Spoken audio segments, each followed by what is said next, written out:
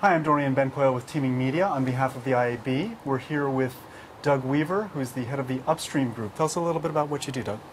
I am a blogger, I'm a trainer, I work with media companies directly, and I've been part of this landscape for many, many years. I was one of the founding board members of the IAB back when it began. And then I've also been involved with online advertising sales really since its inception. Sold my first online ad in 1994. And briefly, what does Upstream do? We offer strategic services and training to media companies. So effectively, we help sellers transcend the marketplace and do a more effective job of creating value for customers beyond the transactions. And you were telling me you've been in the industry for 17 years, which gives you, and you also go in and do training for people, which gives you quite a rare, if not unique, perspective on what's happening. You do that mostly for media companies, such as you said, ESPN, New York Times, I believe. Yes. And 400 companies over the last decade. For a publisher, isn't there the ecosystem is such that there's constant downward prices? Because if I'm a buyer, I don't even have to go to your website to reach your audience. I can retarget them, or I can use behavioral targeting in other ways. Yeah. And I can still pressure down. So, so what's your advice to a publisher along those lines? You say you should enter the exchange, you shouldn't, or this is how you should do it? What do you say to them? Well, the fundamental assumption that underlies your statement just now is one that says that, like, that consumer that I'm reaching through retargeting or through some other form of targeting is just as valuable as that same consumer within the context of that environment. So effectively, my advice to publishers is you've got to figure out what your higher ground is. You've got to figure out what it is that you're doing that cannot be commoditized.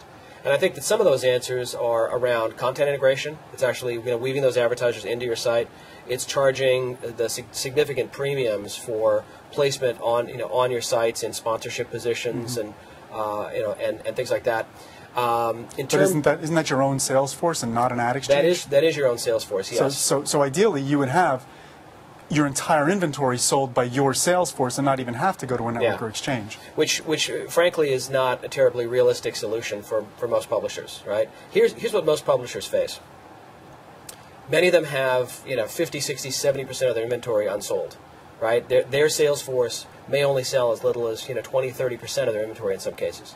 They may choose to have some dedicated ad network relationships. They may have They may have a relationship with a Pubmatic or an AdMeld or a Rubicon project to help them sort of deal with all those third-party relationships, people who would sell on their behalf, right, in the open markets. In terms of having a direct relationship with an exchange, what the publisher is hoping to do is to effectively, prevent some of the channel conflict that would naturally emerge from having somebody out there on the street who doesn't carry your business card say, I can get you ESPN, I can get you CBS Sportsline, I can get you Turner.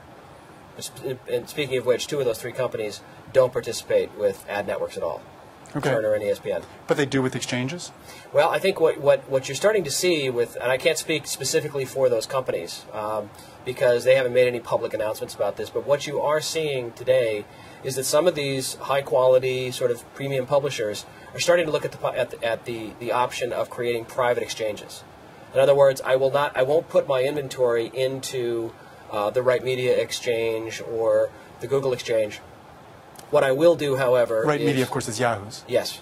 What I will do, however, is I'll create a private exchange, right, tightly controlled environment where it'll be just my second-tier inventory or my tier 2 inventory and the inventory of a handful of other premium publishers, and will allow the agency mechanism, the agency buying mechanism, the trading desk, to actually automatically buy from us in that environment. And so it's a different. It's sort of a third option. And who are some of the private exchanges that are? Well, I think that you're starting to see. They've been public about this, but NBC Universal has created a private exchange. Quadrant One is which is the joint venture between New York Times Company, Tribune, Gannett, and Hearst. So Quadrant One is another one. They're dipping into the private exchange world and testing that out. But they're looking at this this option as sort of like, I think they're taking a good, slow, hard look at it and saying, is that the right option for us? Is this a better way for us to deal with our tier 2 inventory? Because I think the question that remains for the publisher is, Yes, you want your sales force selling, the core value of your site, the core value of that environment, and so forth. However, you're going to have certain other yield from your site. You're going to have impressions.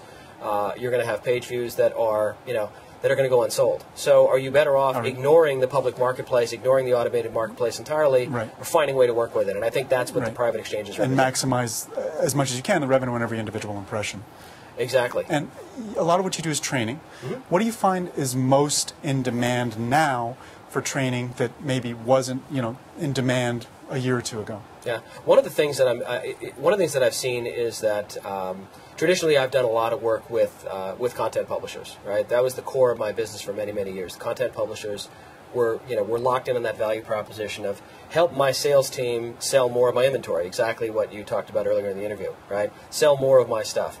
Now, what I'm starting to see, for the first time, is a lot of the ad networks are seeking me out. I'm working with a lot more ad networks because they are now looking at now that the agency trading desks are making our life pretty difficult, now that they're commoditizing our process and trying to put us in a corner. How do we teach our people to sell above and beyond the transaction? How do we get them to create other value? Stake out other relationships with marketers and with higher level people. So they're saying, so ad networks are coming to you and saying, explain to us how to explain our value to publishers. Exactly, and how to explain their value to the advertisers and agencies. To the agencies who are going to buy the inventory from the publishers. Yeah, if you're an ad network today, your world has changed dramatically in the last 12 months. The onset of agency trading desks. You used to be the agencies used to be a very willing partner, working with you, investing with you. Effectively, the ad network was the outsourced labor for the agency. They were the ones who would make sense. The agency didn't have enough people to plan. They didn't have enough resources, so they would count on the ad networks essentially to say, go make sense of the rest of the web for us. You have access to these huge pools of inventory, multiple clients, verticals, and so forth. Go and scale this buy for us, right? So they would do business with a couple of ad networks, and they would, essentially make their numbers. Well, now the agency, through its trading desk, is trying to take back that margin, own that piece of it. So so there's been a chilling effect on the networks. The networks picture looks not as rosy as it did. So, so I think what's happening though is at a lot of these ad network companies, they're starting to look at how do we reinvent ourselves, right? How do we get to a place where what we do is not just about the transaction, where it's not just commoditized, right? So they're starting to look at what they want their salespeople to be better able to talk about that definable difference, right? The value that they create that can't be measured in a spreadsheet, and that's where I come in. That's where my company comes in. And I work with these publishers and networks to help define what that value is. I'll give an example of a few different ways in which specifically the ad networks can create that value. One of those is through their analytics. Okay, the ability to come in and work with the client directly or work with agency leadership directly to become an advisor to them on marketing decision making based on analytics, right? So your ability to really harness and power those analytics, provide them in a timely fashion, and really drive value in decision making with them. Huge value. Okay, can't be commoditized. The creative assets. Okay, you have networks now that are becoming active players in video and in offering video creativity layers on top of the video messages they touch, right? Again, definable asset.